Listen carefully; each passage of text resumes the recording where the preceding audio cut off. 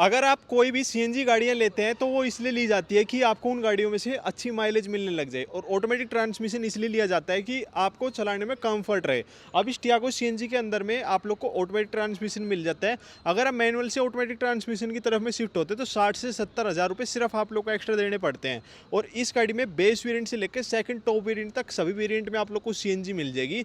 जो top end variant आता है ना क्रिएटिव प्लस, उसके अंदर में सीएनजी नहीं आती है।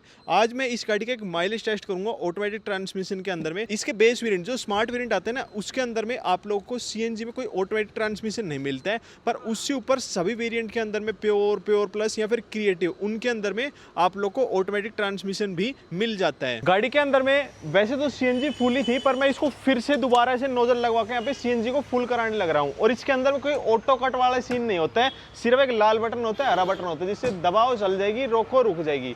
अब मैं इसको दोबारा से फुल कराता हूँ। चलो सर, देखो अपने गुड़गांव हरियाणा के अंदर में ना 82 रुपये का सीएनजी का रेट चल रहा है, और यहाँ पे चल रहा है 95 रुपये पर केजी। भाई बिल्कुल फुल थी, पर फिर भी सीएनजी बढ़ने लग रही है। आ गई 1.321 kg गाड़ी के अंदर में सीएनजी आई है। और अभी जो शुरुआत में सीएनजी आई है उससे अपना कोई लेने देने नहीं है, बाद में जो गाड़ी के अंदर में सीएनजी आएगी उससे एग्जैक्टली पता चलेगा। अब जो ये टियागो सीएनजी है, इसके अंदर में जो टैंक आता है वो 65 लीटर का मिल जाता है।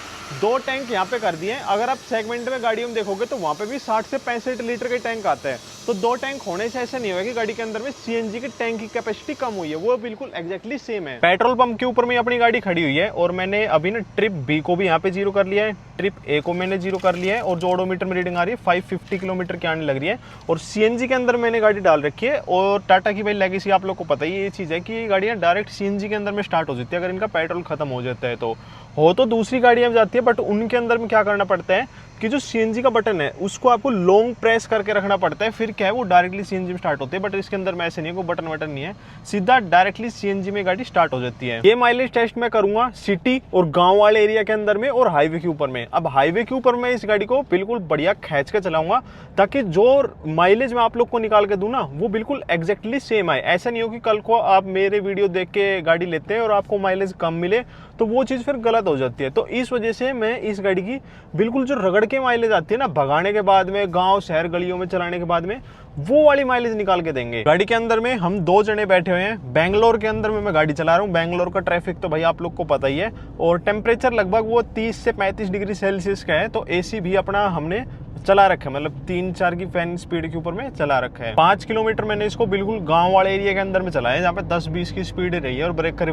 दबा के अब अपनी गाड़ी लेके हम हाईवे के ऊपर में आ चुके हैं। नॉर्मली गाड़ियों के अंदर में क्या होता है, अगर आप उनको बंद करना चाहते हैं ना, तो पी में करके वो गाड़ियां बंद होती है। बट इन एएमटी ट्रांसमिशन, मतलब ये टियागो या फिर टिगोर, इन गाड़ियों के अंदर में क्या है, देखो मेरी गाड़ी डी के अंदर में लगी हुई है, और जैसे मैं इसको बंद करूंगा ना, तो ये लो मैंने बंद की, मेरी गाड़ी यहाँ पे बंद हो जाएगी। और जिसमें बाहर उतर के चला गया और फिर दोबारा से आया। अब मैं इस गाड़ी को स्टार्ट करूंगा ना, यहाँ से ये मैंने ब्रेक दबा लिया, अब मैंने इसको दोबारा से स्टार्ट किया, तो ये गाड़ी क्या है, यहाँ पे स्टार्ट नहीं होगी। अब मुझे क्या करना पड़ेगा, इस गाड़ी को पहले न्यूट्रल के अंदर डालना पड़ेगा, क्योंकि मेरी गाड़ी डी के अंदर में डली हुई है, और ये ब्रेक दबा के होगा। जैसे मेरी गाड़ी न्यूट्रल के अंदर में आ जाएगी, अब मैं गाड़ी में जैसे पुश बटन को दबाऊंगा, तो मेरी गाड़ी क्या है, यहाँ पे दोबारा से स्टार्ट हो जाएगी। कोई स्पोर्ट्स मोड तो गाड़ी के अंदर में आता है नहीं, सीधा हमने ड्राइव मोड के अंदर डाल रखा है, और सीएनजी के अंदर मेरी गाड़ी डली हुई है। अब देखते हैं गाड़ी 100 की स्पीड कितनी देर के अंदर पकड़ लेती है। बिल्कुल 0 की स्पीड पे गाड़ी है। 1 2 3 एंड गो।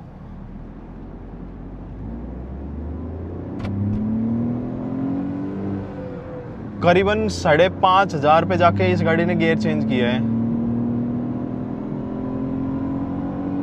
5.5 पे जाके गियर चेंज करिए। सेकंड गियर में भाई 70 की स्पीड पकड़ गई गाड़ी।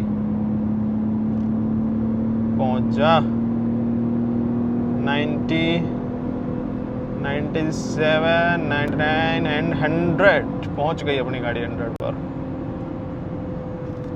थर्ड गियर के अंदर में 100 की स्पीड इस गाड़ी ने टच कर ली है। अब शुरुआत में अगर आप सोच रहे हो कि वो ग्रंट मिलेगा एकदम आपको, गाड़ी पीछे फेंक के मारेगी, ऐसा कोई चीज़ नहीं होता है। नॉर्मली अपनी रफ्तार से जो है गाड़ी भागती है, और जैसे हाई रेव पे चली जाती है तो इंजन नॉइस भी गाड़ी के अंदर में आती है। वो सभी गाड़ी के अंदर में आएगी, क्योंकि 5,500-6,000 RPM के करीब गाड़ी जाने लग रही है। अच्छी बात क्या है, गाड़ी के अंदर में पैडल शिफ्टर भी दे रखे हैं। कई बार होता क्या है, आप चढ़ाई पे चढ़ाना चाहते हो गाड़ी को, तो वहाँ पे कई बार गाड़ी फर्स्ट गियर से सेकंड गियर में शिफ्ट मार जाती है, पर आप चाहते हो कि गाड़ी मेरी फर्स्ट गियर में चढ़े तो वहाँ पर पैडल शिफ्टर का अच्छा काम आता है। अब ये रेसिंग कार तो है नहीं कि आप एकदम से कट कट कट कट करके इसको मैनुअल में चलाओगे। ये मुझे तो इसका पर्सनली यही यूज़ लगता है। बाकी आपको कैसा क्या यूज़ लगता है नीचे कमेंट करके जरूर बताना।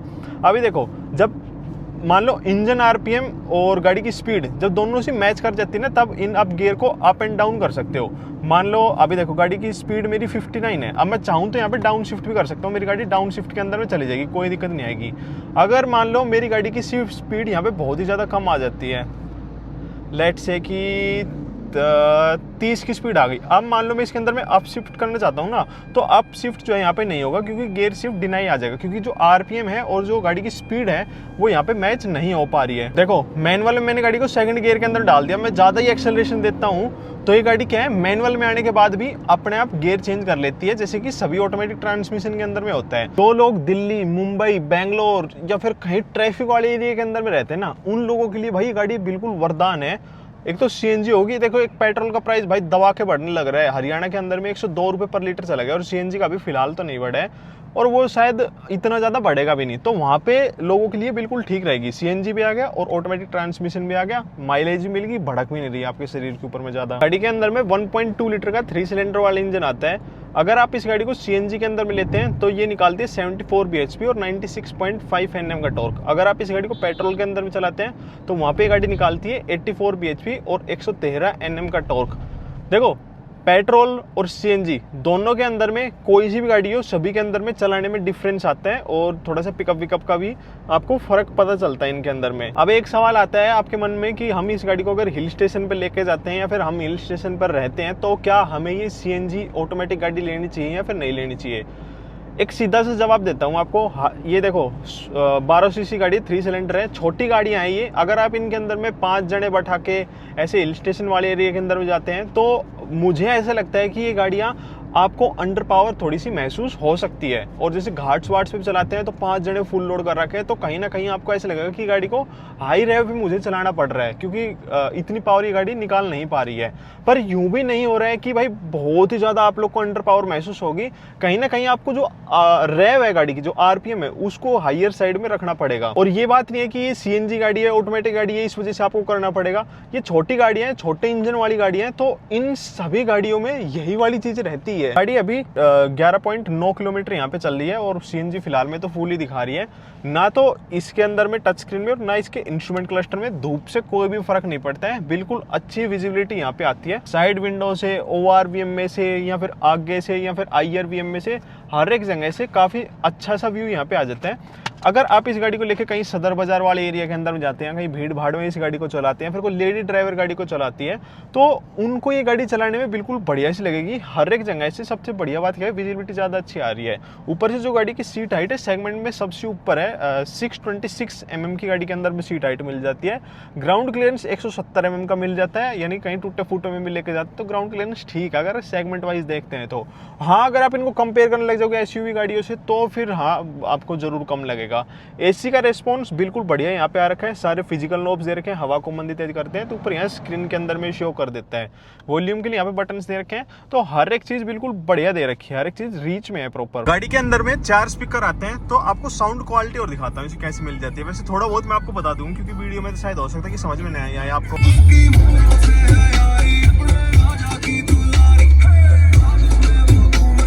गाड़ी के अंदर में 4 स्पीकर मिलते हैं सिर्फ, और उनकी क्वालिटी भाई मेरे को बिल्कुल ठीक लगी है। कंपैरिजन में किसी भी गाड़ी के अंदर बैठोगे तो उनसे बेटर इस गाड़ी के अंदर में स्पीकर की क्वालिटी आप लोग को मिल जाती है। सीएनजी के अंदर में अगर आप ऑटोमेटिक लेते हैं तो भाई वो चलता कैसे है वो और जान लेते हैं। बिल्कुल 0 की स्पीड से मैं गाड़ी को चलाना स्टार्ट करता हूँ और देखते हैं नॉर्मल स्पीड में कितने में गियर चेंज करती है ये।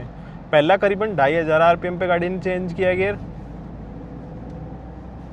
सेकंड गियर करीबन 2000 RPM पे गाड़ी ने चेंज किया है, और अपना थर्ड गियर वही 2 से 2500 RPM, मतलब 2500 पे किया है इसने थर्ड गियर चेंज।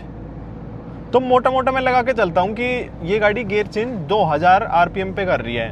अब इसके जो गियर चेंज होते हैं, ये एक AMT ट्रांसमिशन वाली गाड़ी है जिसके लिए आप लोगों ने 60 से 70 हज़ार रुपये एक्स्ट्रा दिए हैं। अगर आप सोचते हो कि इन ट्रांसमिशन के अंदर में आपको लैग महसूस बिल्कुल भी नहीं होगा, बिल्कुल मक्खन की तरह चलेगी, जैसे कि सीवीटी ट्रांसमिशन चलता है या फिर टॉर्क कन्वर्टर चलता है, तो वो वाली चीज़ गाड़ी के अंदर में नहीं आएगी। थोड़ा सा आप लोग को लैग महसूस होगा। अब ये ऐसा भी नहीं है कि सिर्फ इस सीएनजी ऑटोमेटिक होने की वजह से इस गाड़ी के अंदर में हो रहा है। ये एएमटी ट्रांसमिशन वाली आप कोई भी गाड़ी चलाओगे ना, बेशक से आप मारुति की चला लेना या फिर हुंडई की गाड़ी चला लेना, सभी के अंदर में थोड़ा बहुत लैग महसूस होता है। उतना ही लैग इस गाड़ी के अंदर में महसूस होता है। आप कहीं ऐसे रोड के ऊपर में चल रहे हो कि आपको एकदम सडन से ओवरटेक करना पड़ रहा है। 5th गियर के अंदर मेरी गाड़ी डली हुई है और जैसे ही मैं इसके अंदर में एक्सेलरेशन दूंगा, देखना आप गियर की तरफ देखना, ये मैंने 1 2 3 एक्सेलरेशन दबाया, गाड़ी ने सीधा 3rd गियर के ऊपर में डाउन मार दिया और करीबन 1 सेकंड का यहाँ पे गाड़ी में लैग आया है। उसके बाद गाड़ी क्या है, दोबारा से उठ के चल पड़ी है और फिर से देखो 5th गियर के अंदर में मेरी गाड़ी डल गई और जैसे मैं एक्सेलरेशन में टैप करूंगा 1 2 3, 1 सेकंड का लैग आता है भाई। 1 सेकंड से थोड़ा सा ज़्यादा आप लगा लो। उसके बाद क्या गाड़ी सीधा 3rd गियर के ऊपर में डाउन मारती है, यानी कि जो आरपीएम है उसको बढ़ा देती है और फिर आपकी गाड़ी निकल के चल पड़ती है। और गाड़ी अभी मेरी 20 किलोमीटर चल चुकी है। टॉप स्पीड अपनी वही 100-105 की यहाँ पे रही है। बाकी जो गाड़ी के अंदर में हैंडलिंग दे रखी है वो काफ़ी बढ़िया है, अच्छी स्मूथ है। 80 से ऊपर या 100 की स्पीड पे टच करने के बाद में गाड़ी के जो स्टीयरिंग व्हील है उसके अंदर में वेट भी गेन हो जाता है।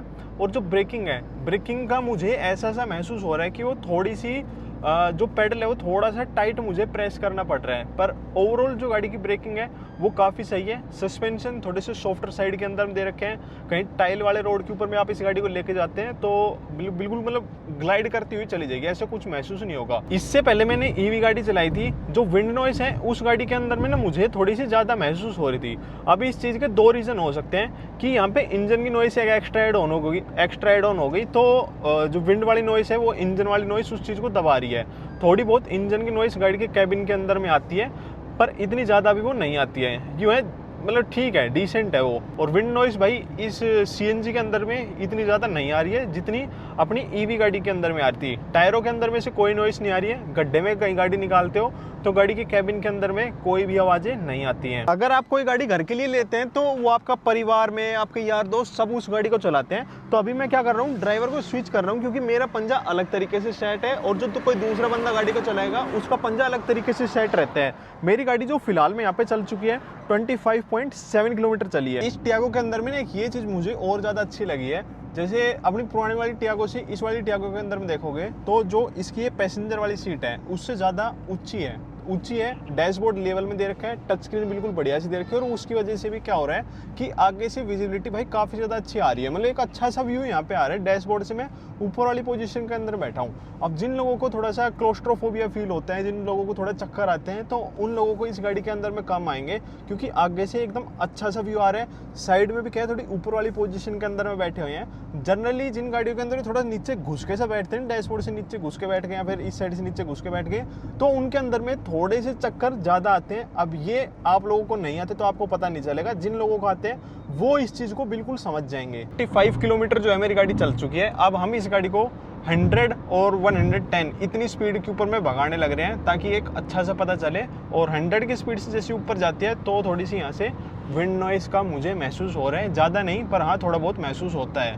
1 किलोमीटर मेरी गाड़ी चल चुकी है, 160 की स्पीड पे भाग चुकी है। 160 नहीं 130 की स्पीड पर तो यूँ है चढ़ जाती है गाड़ी, पर जो इंजन नॉइस है वो थोड़ी सी ज़्यादा आने लग जाती है। मुझे ऐसा लगता है कि 140 स्पीड तक ये गाड़ी आराम से चली जाएगी, कोई दिक्कत नहीं आएगी। 82.9 किलोमीटर मेरी गाड़ी चल चुकी है और जो गाड़ी का फ्यूल देखोगे, एक डंडा यहाँ पे कम हो चुका है, जो सीएनजी का मैं देख रहा हूँ। और वही अपनी हाईवे के ऊपर में गाड़ी चलने लग रही है 190-100 स्पीड के ऊपर में हम लोग क्रूज करने लग रहे हैं। गाड़ी 97 किलोमीटर जो है मैंने यहाँ पे गाड़ी चला दी है। अब हमारे परिवार के एक सदस्य ने तो गाड़ी चला ली है, अब परिवार का दूसरा सदस्य हमारा इस गाड़ी को चलाएगा। भाई साहब जैसे आप नॉर्मल चलाते हैं ना उस तरीके से गाड़ी को चलाना, ठीक है? हाँ बिल्कुल वैसे ही चला रहे हैं यार। पेट्रोल भी अभी तक वैसे ही चलाई है, अब सीएनजी भी वैसे ही चलाएंगे। गाड़ी अब अपनी दोबारा से सीएनजी पंप के ऊपर में आ चुके हैं और दिखाते हैं भाई कितनी ये गाड़ी भाई ने चलाई है। 97 मैंने भाई को दी थी। 146 किलोमीटर जो है टोटल अपनी यहाँ पे गाड़ी चल चुकी है। भैया कैसे चली? यार गाड़ी चलने में तो बढ़िया है और 150 लगभग मान लो इसको, और 3 पॉइंट सीएनजी अभी भी बचा हुआ है। अब एग्जैक्ट डलवाएंगे तो आप बता पाओगे कितनी, आपके व्यूवर्स को भी भाई देखना कितना माइलेज दे रही है। दोबारा से गाड़ी के अंदर में अब सीएनजी भरना स्टार्ट हो चुका है और देखते हैं भाई कितने पॉइंट पर जाके रुकेगा।